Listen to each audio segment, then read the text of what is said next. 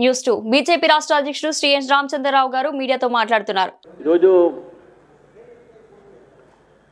Telangana speaker గారు ఏదైతే ఫిర్యాదు గతంలో కొంతమంది ఫిరాయింపుదారుల మీద చేసినటువంటి ఒక పిటిషన్ని 10 మంది ఎమ్మెల్యేలు ఉంటే 10 మంది కూడా ఫిరాయించలేదు అనేటటువంటి తీర్పు ఏది ఇచ్చారు.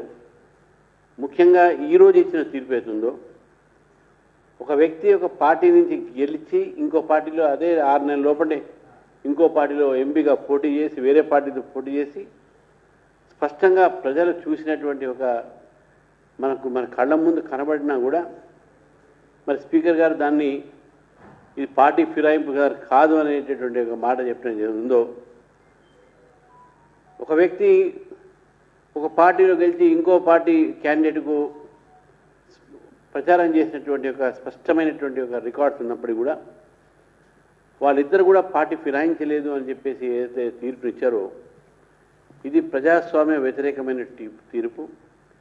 ఇది ప్రజాస్వామ్యాన్ని ప్రజల ఒక తీర్పుని అగౌరవపరిచినటువంటి తీర్పు ఇది. ఈ తీర్పు ఏదైతే ఉందో నేను రాహుల్ గాంధీ గారిని అడుగుతున్నాను, మీ నాన్నగారే ఈ యాంటీ డిఫెక్షన్ లా తీసుకొచ్చారు. అప్పుడు 10th షెడ్యూల్లో దాన్ని యాంటీ డిఫెక్షన్ను అమెండ్మెంట్ చేసి తీసుకొచ్చారు. మరి అటువంటి ఒక మీరు రాజ్యాంగం రోజు చేతిలో పట్టుకొని తిరుగుతున్నారు జేబులు వేసుకొని, మరి అటువంటి రాజ్యాంగాన్ని మీ పార్టీ యొక్క సభ్యులు మీ పార్టీ సంబంధించిన గవర్నమెంట్లో స్పీకర్ ఈ తీర్పుని మీరేం చేస్తారు? నేను మిమ్మల్నే సూటిగా అడుగుతున్నాను. అయితే ఇది ఏ రాజ్యాంగం అయితే మీరు పట్టుకొని తిరుగుతున్నారో దాన్ని అగౌరవపరిచినట్టు కదా. ఇది ప్రజాస్వామ్యాన్ని రాజ్యాంగాన్ని ప్రజా తీర్పుని కూడా అగౌరవపరిచినటువంటి ఒక తీర్పుగా ఈరోజు భారతీయ జనతా పార్టీ భావిస్తూ ఉన్నది.